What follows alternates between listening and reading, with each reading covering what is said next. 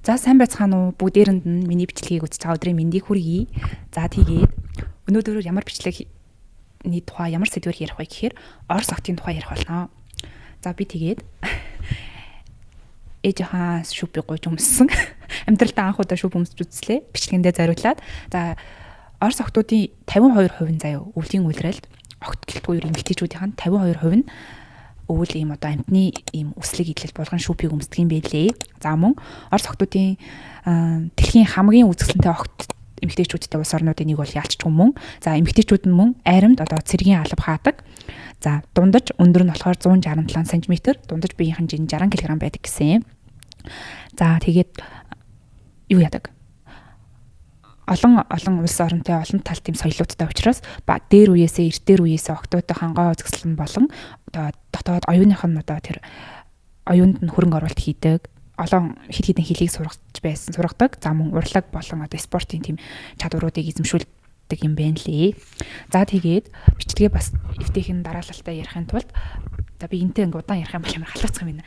Тайлцгаас за юу яаж бичлэгээ бас ингээ дараалалтай болохын тулд яаж ярих вэ гэхээр шүү дээ. Эхлээд тэдний гадаад өвцөмж гадаад харагдах байдлын тухай нэг ингэж ярьж өгөөд за дараа нь болохоор хоолтойхын тухай хоол ундныхын талаар за тэгээд ерөнхийдөө нэг юм амьдралынх нь хэм маяг юм гоо сайхных нь одоо нууц гэх юм уу те тэдгээр зүйлсийн талаар ярьж өгье. За бид нар бол багасаа л Орос кинонуудыг зурагтаар үзэж өссөн шүү дээ. Би бол багтаа болохоор юу үздэг гэсэн хөөрхөн төрх албагүй зэ амар их гардаг гэсэн бохгүй. Хөөрхөн төрх албагүй үзэж байлаа. Цэргийн сургуулийг үздэг байлаа.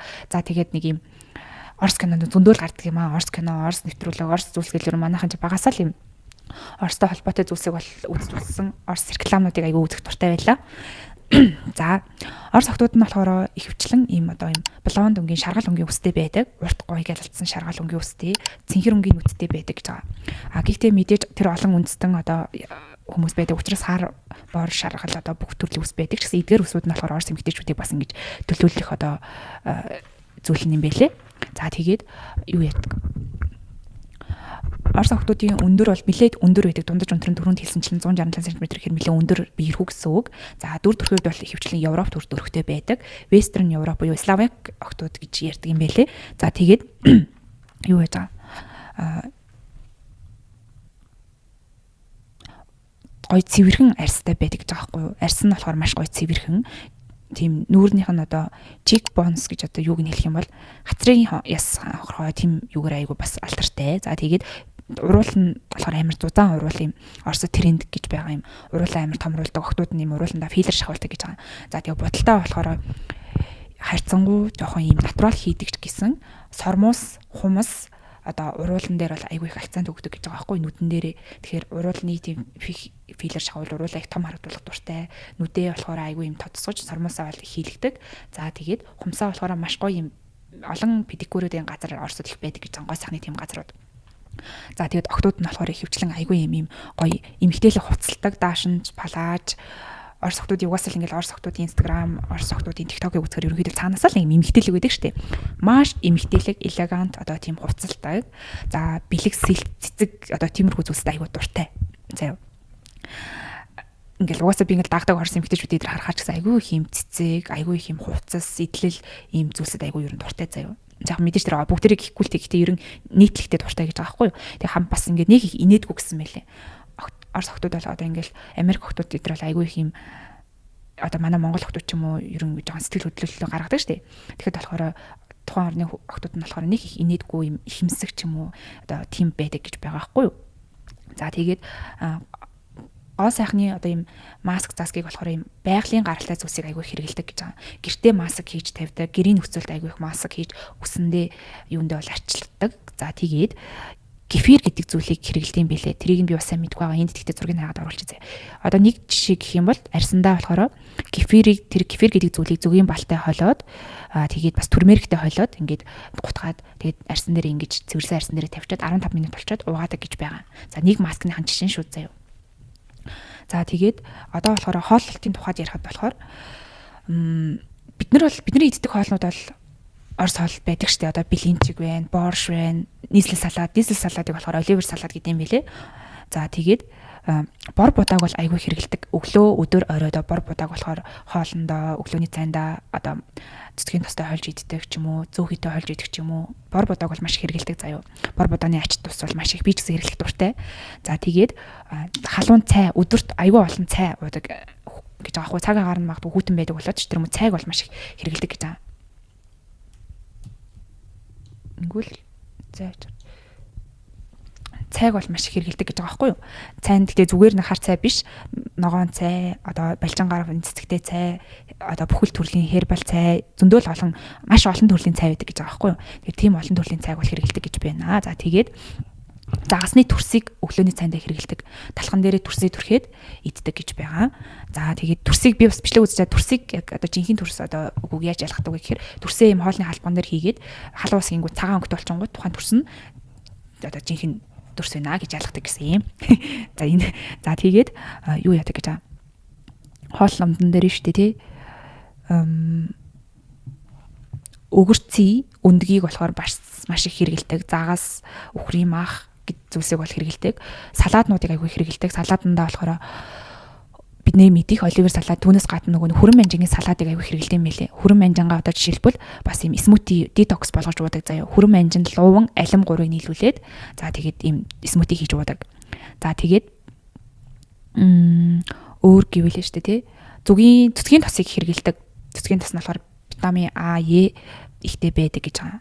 За өглөөний цайдаа ерөн оатмилийг нөгөө нэг юу оатмил гэдэг нь одоо за юу тий. За оатмилийг хэрэгэлдэг гэж байгаа. Монголоор хэлсэн чинь матчаадах юм. За оатмил хэрэгэлдэг заяа. Тэрийг айгүй хэрэгэлдэг. За алюминий одоо нөгөө цуу хэрэгэлдэг гэж байна. За снекэнда нэг их снек ингэж иддэггүй гэж байгаа байхгүй. Янз янзын снек ерөнхийдөө нэг иддэггүй. Харин снек гэдэг юм бол юм ногоон алим их хэрэгэлдэг гэсэн юм. За тэгээд за нэг хоол ундан дээр гэвэл иймэрхүү зүйлс байсан. Тэгээд орос эмэгтэйчүүд бол маш юм сайн багаас нь ингэж хоол гэрийн сайн эцэгтэй одоо бэлддэг гэх юм одоо гэрийн сайн эцэгтэй байхад нь одоо тусалдаг одоо аав ээжин ч гэсэн айгүй ингэж их зүйлс хийлгдэг гэсэн. Тэгээд хоолны хувьд бол маш сайн хоол хийдэг юм гэж бичсэн байлээ. За одоо амьдралынх нь одоо хэв маяг гэх юм уу? За тэгэх юм бол мэдээж ганцхан одоо гадаад гоо үзэсгэлэнгээс гадна одоо оюуны зүйлстэй бол маш хөрөнгө оруулалт хийдэг гэж байгаа байхгүй юу? Урлагийн болон спортын одоо мэдлэг тэрдгээр зүйлсэд их явуулдаг. За мөн юу яадаг гэж байгаа. Хамгийн их ном уншдаг улсаар бол ялч байгаа Орос улс юм байлээ. За тэгээд эмэгтэйчүүдийн тухайд нь шүү дээ тий. Юу яадаг гэж байгаа. Ийм гоо сайхныхаа нууцудаас нь гэх юм бол ийм Оросд болохоор саунд аягүй их ордог. За юу тэрийг сауныг болохоор баня гэж нэрлэдэг. За баняд саунд орсныхоо дараа болохоор ийм виник гэдэг навчаар ингэж массаж хийж виник гэдэг тэр навчаар өөрсдөө айгүй цогтөг гэж байгаа байхгүй. Тэр нь болохоор ямар ижидтэй гэхээр цусны эргэлтийг айгүй сайжруулдаг. Арьсыг гоё булбраа зөөлөн болгодог гэж байгаа. За мөн одоо тийм арьсны одоо ингэж сүүлийн үед айгүй тренд болоод байгаа юм сойтог байна шүү дээ. Тэр сойтгоор бас арьсаа их айгүй үрдэг гэж байгаа. За тэр гарч ирснийхаа дараа тэр саундаа орсныхаа дараа им хүүтэн им пүүлд одоо ордог гэж байгаа байхгүй юу. Хүүтэн шүршүрт хүүтэн усанд их ордог. Хүүтэн усанд орохын ач тус бол маш их байдаг. За тэгээд бас нэг юм нөгөө харцны ус шүү дээ тий. Оросд тийм харцны усанд их ордог юм байли эмэгтэйчүүд нь. Тэгэхээр харцны усанд орох юм бол биеийн эсрэгүүцэл амар сайжирдаг. Тухайн жилдээ баг юм ханаа хүрдэггүй өвчин тусдаггүй гэд тийм зүйлс маш их байт юм байлээ. Харцны усанд их ордог юм байлээ. За тэгээд им мөсөөр нүрээ арчдаг. Өглөө эрт босоод хамгийн түрүүнд хийдэг зүйл нь юу вэ гэхээр им мөсөөр нүрээ арчдаг гэж байгаа байхгүй юу. За тэр мөсөн дотроо зөвхөн мөс хийхгүйгээр өөр минт ч юм уу өөр одоо юм орц балжан гар цэцэг ч юм уу ямар нэгэн тийм орцоор баяжуулаад дотор нь хийгээд усан дотроо хийгээд хөлдөөчөөд нүрээ арчдаг юм байлээ. За мөн кефир гэдэг нэг зүйл байгаа байхгүй. Би тэрийг нь өстой сонсож байгаагүй юм байлээ. Энд зургийг оруулнаа. Кефирийг айгүй хэрэгэлдэг зав арьсандаа. Энэ нь болохоор арьсыг айгүй тэнцвэржүүлдэг одоо батг гарахаас сэргийлдэг гэж байгаа байхгүй. Батгахгүй байлгадаг тусалдаг. За пробиотикоор маш их баялаг тийм зүйл байдаг гэсэн кефир гэдэг зүйл нь. Энийг би ингээд хайчаад кефир гэдэг зүйлийг олж хэрэглэмээр санагдсан. Бас энэ бас хэрэгтэй юм шиг байлээ. За тэгээ гэрийн нөхцөлд айгүй их маск гэж тавьдаг гэсэн Орос охтууд болохоор. За жишээлбэл үсэндээ заяа яадаг гэхээр кефирийг одоо өндөгтэй холиод 30 минут ингэж үсэн дээрээ байлгачаад угаадаг гэж байгаа. Угаахтаа болохоор шампунь амжуулагч угаадаг. За тэгээд олон төрлийн эсийн одоо ойл тоснуудыг хэрэгэлдэг, коконот ойлыг бас хэрэгэлдэг, арьсандаа хэрэгэлдэг гэж байгаа байхгүй юу. За тэгээд хүрэн манжинг бол гоо сайхныхаа өдөр тутамдаа одоо смути хийж уух, хоолндоо хэрэглэх салаад идэх байдлаар бол хэрэгэлдэг. За тэгээд оптимал гэж хэлсэн шүү дээ. Түрүүнд хэлсэн өдөр тутмын амьдралд нь бол тэр оптимал нь аягүй чухал юм байна лээ. За тэгээд байгалийн гаралтай зүйлсийг бол аягүй хэрэгэлдэг. Даршилсан ногоонуудыг бас хэрэгэлдэг гэж байгаа. Цайг бол маш их уудаг. Лавандер цэцгийн цай, минттэй гэх мэт одоо пил цайг нүү тиймэрхүү цайнуудыг аягүй хэрэгэлдэг гэж байгаа.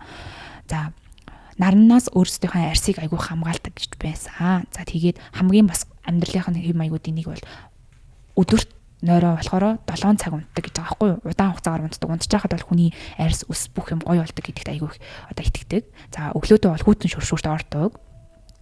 За тэгээ кисэл гэдэг зүйлийг бас ингээ уугаад идээд бас юм снэк маягаар иддэг юм байлээ. Маш их алхдаг. Оросд болохоор эргэн тойронд маш их одоо юм цэцэрлэгт хүрээлэн уулс, нуур одоо бүх байгаль бол маш үнэхээр үзэсгэлэн гэдэг бол бид нар бүгдээрээ мэднэ. Тэгээ тийм ч учраас маш их алхахдаг учраас тасгал хөдөлгөөнийг болж өгдөг. Дээрээс нь хүмүүс нь бол нэг юм таргалтгүй багтуун гэж бичсэн байлээ. За тэгээд ер нь бол эмэгтэйчүүдийн тоо бол эрэгтэйчүүдээс илүү их байдаг.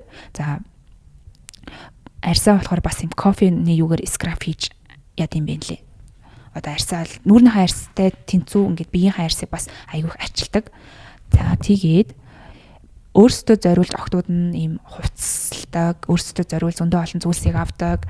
Айгүй тийм эмгтээчүүд нь бол маш их эмгтээлэг, гаднаасаа харагдах байдлаас гадна мэдлэг боловсрал одоо чадварын хувьд ч гэсэн айгүй юм суралцдаг. Ерөн бол юм хүчрхэг гэж байгаа байхгүй орос эмгтээчүүд бол маш хүчрхэг. Өөрсдөө ерөн бол бүх зүйлийг хийчдэг.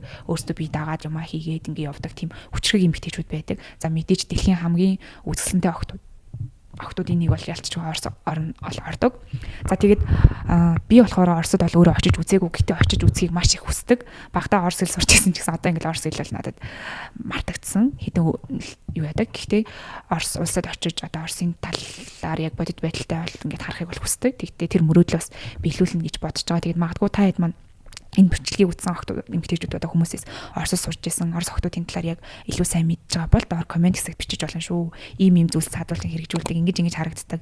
Ярьж байгаа зүйлстэй манд санал нийлж болно, эсвэл нийлгүй чиж болно. Гэхдээ би эдгээр зүйлсийг болохоор сайн интернет орчноос бол сайн хайж ажилласан гэж бодож байна. За өөр яриаггүй дутуу үлдээсэн зүйлс магадгүй байж магадгүй. Яг одоо энэ бичлэг болохоор уламжлалт бичлэг болгоод дараагийн бичлэг дээр болохоор би хятад охтуудын тухай ярина.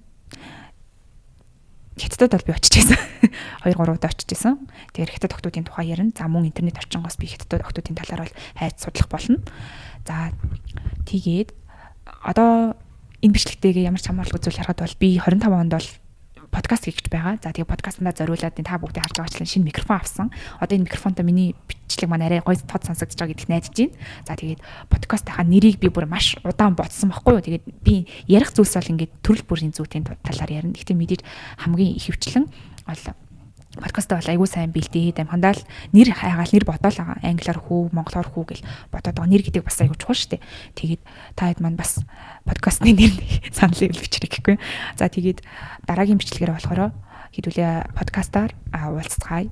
Тэгээд миний бичлэгийг үзсэн бүх хүмүүстээ маш их баярлалаа. Тэгээд та хэд маань миний YouTube суваг дээр subscribe дараарай. Subscribe хийсэн бүх хүмүүстээ маш их баярлалаа. Тэгээд би илүү тууштай бичлэгүүд оруулах болно. За надтай хамт байдагт баярлалаа. За дараагийн бичлэгээр уулзцгаая.